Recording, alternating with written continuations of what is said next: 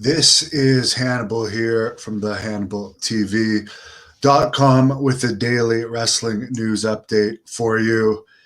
NXT this week only did a 0.12 rating. I guess Tony Khan did an interview earlier today where he said he wouldn't comment on if Daniel Bryan and CM Punk have signed with AEW. Saying no comment is not a no. And you would think that if they hadn't actually signed with the company, he wouldn't want to feed the rumors anymore by saying no comment. So take that for what it's worth.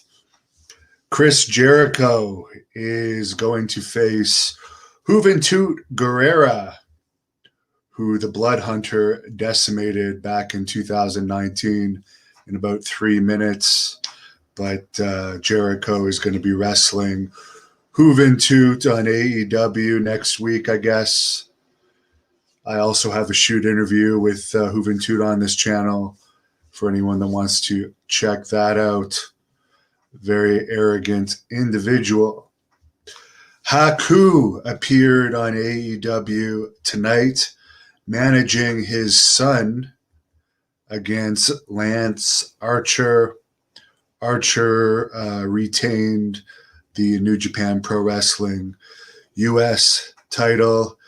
I did mention in my report from the weekend that Lance Archer was scheduled to appear for Teddy Long's company in Texas over the weekend, and he didn't end up appearing on that show. Neither did Enzo, who ended up wrestling for another company in Dallas, Pele Pro, that same night. And that's a picture from Enzo wrestling for the other company. Also, Diona Purrazzo was scheduled to appear on that event and didn't appear, and Jacob Fatu. Those are 4 advertised people that didn't appear. There might be more. They haven't released any official results from that event, but I've heard through the grapevine there was a lot of weird stuff going on. Scott says, hello. Hello to you, Scott. Stevie TV is not a Nick Gage fan. Nick Gage is now wrestling for AEW. Daniel says Juventud is a douchebag. Danny Savage, who has smoked more crack, Jake Roberts or the Berserker? I have no idea. Obviously, Jake was smoking it on the Beyond the Mat documentary, and the Berserker said in his interview with me over the weekend that he had smoked it in the past, but I've never seen them, been around them when they were smoking crack. I only met Jake once when he did his shoot interview with me, and the Berserker I've never met in real life. Paulie hopes that Brock signs with AEW. I've said this before, that would be the best person they could sign, because the fans of the Daniel Bryans and the CM Punks are already watching AEW because they directly appeal to the smart mark AEW fans that like the smaller, high-spotty type wrestlers, where Brock Lesnar would bring in the more mainstream fans. But AEW definitely has more buzz to it right now than WWE. They're bringing in lots of random people.